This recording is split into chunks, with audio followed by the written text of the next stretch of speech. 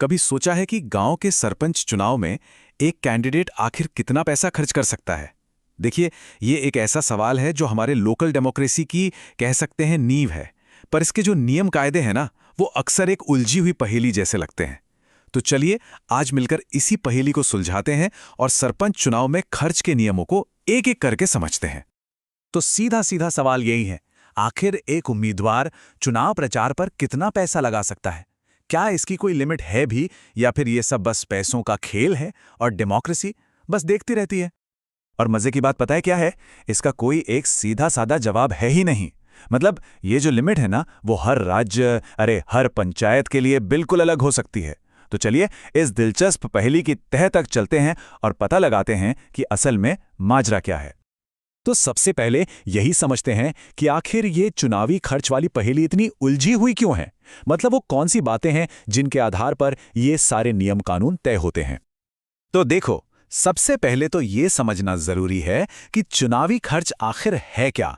सीधी सी बात है, ये वो टोटल अमाउंट है जो कोई भी कैंडिडेट अपना नॉमिनेशन फाइल करने के दिन से लेकर जब तक रिजल्ट नहीं आ जाता तब तक लीगली खर्च कर सकता है।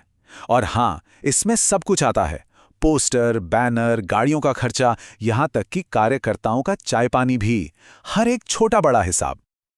और यहीं पर कहानी में आता है असली ट्विस्ट।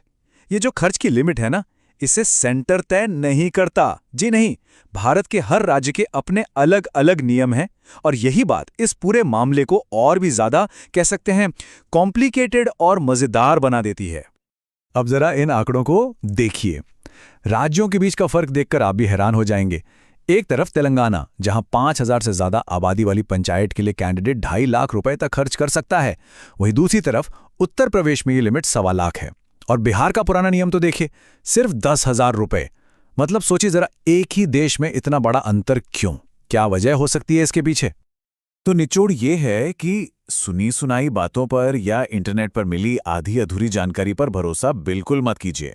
अगर किसी को एकदम पक्की सटीक जानकारी चाहिए तो सबसे अच्छा तरीका है कि वो सीधे अपने राज्य के इलेक्शन कमीशन की वेबसाइट चेक करे या फिर पंचायती राज डिपार्टमेंट से बात करे। असली और सही जानकारी बस वही मिलेगी। अच्छा, सिर्फ एक लिमिट तय कर देने से तो काम नहीं चलेगा, है ना? ये भी तो देखना होगा कि कैंडिडेट इस नियम को फॉलो करें। तो चलिए अब देखते हैं कि इस पैसे का हिसाब किताब रखने के लिए आखिर नियम क्या हैं और क्या व्यवस्था बनाई गई है। देखिए, नियम एकदम सीधे और साफ हैं। हर कैंडिडेट को एक अलग से बैंक अकाउंट मेंटेन करना पड़ता है, जिसमें चुनाव से जुड़ा एक एक रुपए का खर्च दर्ज होना चाहिए। कोई भी खर्च छिपाना या गलत जानकारी देना ये गैर कानूनी है। और हाँ, एक बहुत जरूरी बात, आप प्रचार के लिए किसी भी सरकारी गाड़ी या सरकारी चीज का इस्तेमाल नहीं कर सकते। ये पूरी तरह से बैन है। ऐसा करने पर उम्मीदवारी भी जा सकती है। और इन नियमों को कितनी सीरियसली लिया जाता है, इसका अंदाजा आप इस बात से लगा सकते हैं। तेलंगाना का ही उदाहरण ले लीजिए। वहां अगर कोई कैंडिडेट चुनाव के 45 दिनों के अंदर अपने खर्च का पूरा हिसाब किताब जमा नहीं करता है तो उसे इसके गंभीर परिणाम भुगतने पड़ सकते हैं। तो अब सवाल ये उठता है कि अगर कोई कैंडिडेट नियम तोड़ दे तो, मान लीजिए लिमिट से ज्यादा खर्च कर दिया या फिर सही हिसाब ही नहीं दिया, तो फिर क्या होता है? यकीन मानिए, इसके नतीजे इतने सीरियस हो सकते हैं कि किसी का पूरा पॉलिटिकल करियर दांव पर लग सकता है। जरा सोचकर देखिए, कोई चुनाव जीत गया, उसे सबसे ज्यादा वोट मिले और फिर भी उसकी जीत को कैंसिल कर दिया जाए। जी हां, नियम तोड़ने पर बिल्कुल ऐसा हो सकता है। और बात यहीं खत्म नहीं होती। उस कैंडिडेट को भविष्य में चुनाव लड़ने से भी बैन किया जा सकता है। जैसे हम तेलंगाना की ही बात कर रहे थे, वहां यह सजा 3 साल तक की हो सकती है।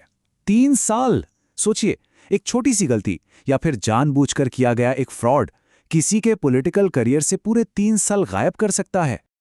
तो अब जब हम ये सारी बेसिक बातें समझ चुके हैं तो आते हैं सबसे जरूरी सवाल पर कि कोई अपने राज्य या अपने जिले के लिए ये खास जानकारी आखिर निकाले कहां से। देखिए, ये पता करना असल में काफी आसान है। स्टेप 1, अपने स्टेट इलेक्शन कमीशन की वेबसाइट पर जाइए। स्टेप 2, वहां पर अपने जिले के लिए जो नोटिफिकेशन जारी हुआ है उसे ढूंढिए। और स्टेप 3, अगर फिर भी कोई कंफ्यूजन या सवाल मन में हो तो बिना झिझके सीधे पंचायती राज डिपार्टमेंट से कांटेक्ट कीजिए। तो सरपंच चुनाव में खर्च के नियम क्या हैं, ये तो हमने समझ लिया।